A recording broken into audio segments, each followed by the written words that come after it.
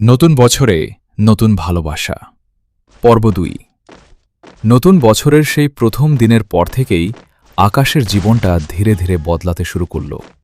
আগে সে শুধু বন্ধুদের সাথে আড্ডা, খেলাধুলা আর হাসি তামাশাতেই ব্যস্ত থাকত, কিন্তু এখন তার দিনের একটা বড় অংশ জুড়ে থাকে নীলার কথা।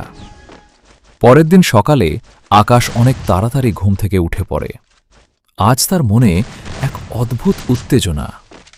আজ সে নীলার সাথে আরও বেশি কথা বলবে, তাকে আরও ভালোভাবে চিনবে। স্কুলে গিয়ে সে দেখে নীলা আগেই এসে ক্লাসে বসে আছে। জানলার পাশে বসে সে খাতায় কিছু লিখছিল। সকালের হালকা রোদ তার মুখে পড়ে তাকে আরও মায়াবী করে তুলেছিল। আকাশ একটু সাহস করে তার কাছে গিয়ে দাঁড়ায়।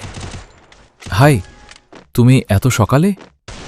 নীলা মাথা তুলে মিষ্টি করে হেসে বলল, হ্যাঁ, নতুন জায়গা তো, তাই একটু আগে চলে এলাম।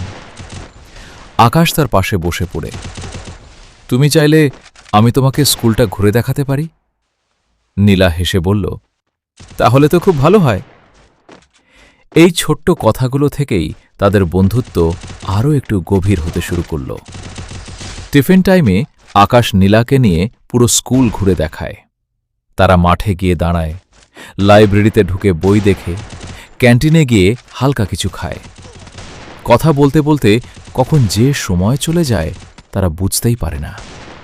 নীলা বলল, তোমার সাথে কথা বলতে ভালো লাগে, তুমি খুব সহজভাবে সব বুঝিয়ে দাও। এই কথাটা শুনে আকাশের মনটা যেন আনন্দে ভরে যায়।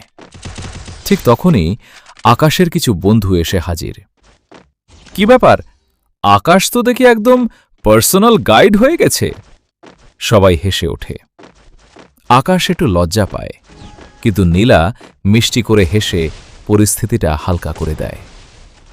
কিন্তু দিনের শেষটা ঠিক তেমন ভালো যায় না।